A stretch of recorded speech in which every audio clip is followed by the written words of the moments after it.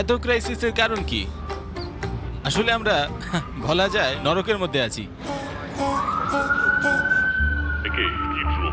গৃহহীনদের জন্য প্রতিদিন খাবার আসবে, আপনাকে কখনোই স্বনির্ভর হতে হবে না। ক্যালিফোর্নিয়া $22 বিলিয়ন খরচ করেছে সমস্যার সমাধানের জন্য।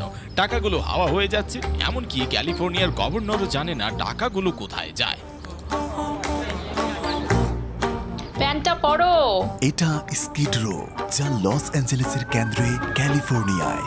৬,০০০-এরও বেশি গৃহহীন মানুষ এখানে থাকে, রাস্তায়, তাঁবুতে কিংবা মাটিতে। ডাউনটাউন এলে আমাদের আরও দরকার, কারণ প্রতিনিয়ত বাড়ি বাড়লেও গৃহহীন বাড়ছে, সিস্টেমগুলো কাজ করছে না। গৃহহীনতার কারণ হলো ক্যালিফোর্নিয়া রাজ্য পৃথিবীর অর্থনীতিতে ৪র্থ বৃহত্তম, যেন এটি নিজেই একটি দেশ, যার অর্থনীতি ২০২৪ সালে জাপানকেও ছাড়িয়ে গেছে।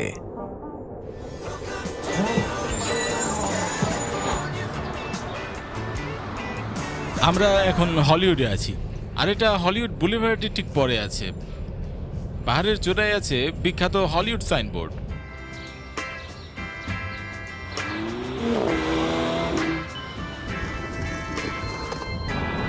এখানে প্রচুর সম্পদ আছে, এখানে অনেক বিখ্যাত অভিনেতা অভিনেত্রীরা থাকেন, কারণ প্রধান ফিল্ম স্টুডিওগুলো এখানেই আছে। আর মজার বিষয় হলো আমরা স্কিড রো থেকে মোটামুটি 7 মিনিটের দূরে। আমরা আছি হলিউডে। চরম দরিদ্রতা আর অগাধ সম্পদ, বলা যায় এটা একটা লাইন যা ক্রস করলেই সব কিছু বদলে যায়। এখন আনুমানিক 20 লক্ষ গৃহহীন আমেরিকান।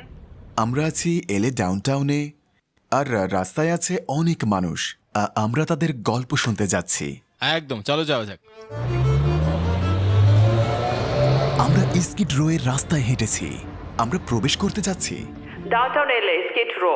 বর্তমানে লস অ্যাঞ্জেলেসে গৃহহীন মানুষের সংখ্যা কত? মোটামুটি বলতে গেলে 1,16,000 প্রায়। গৃহহীনরা চারদিক থেকে